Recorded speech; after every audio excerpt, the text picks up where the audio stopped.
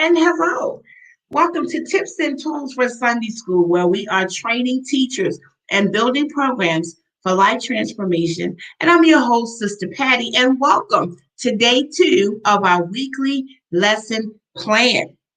Remember, as a Christian educator, you should develop a structured plan for how to study, outline, and deliver your lesson each week.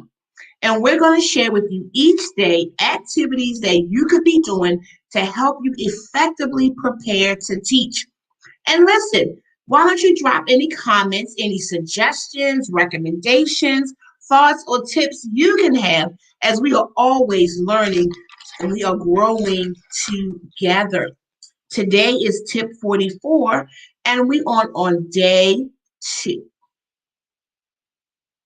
So today we're going to talk about reading the main text and lesson, completing a book and chapter review, highlighting main themes, and what questions do you have from the text. So as I said on yesterday, you should read your main text and lesson every day. That's always going to be the very first activity that you should do.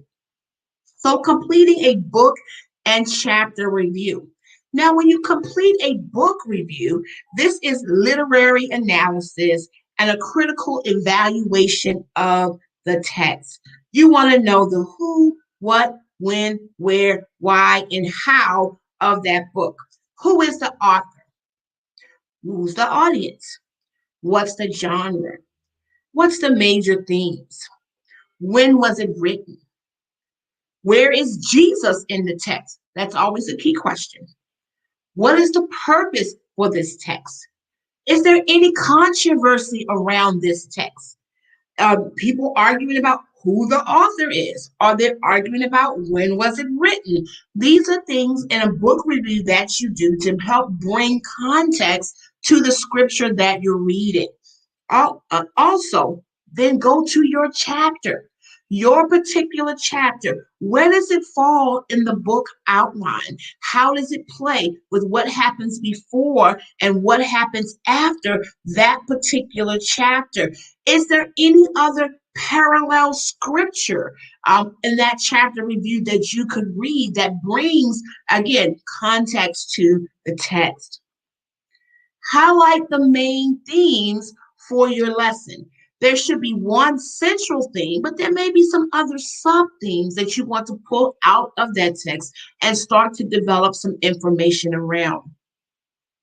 Another thing that will happen is there might be a key word in your chapter review that you would need to do a word study on.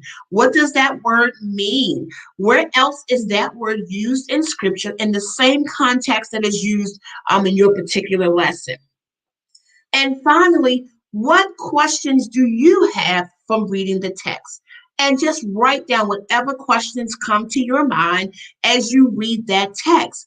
And that will give you some groundwork as to these are the questions that you will answer during your study. So thank you for joining us as we reviewed our day 2 of our weekly lesson plan. Thanks for joining us at Tips and Tools for Sunday School, where we are training teachers and building programs for life transformation, and we will see you next time.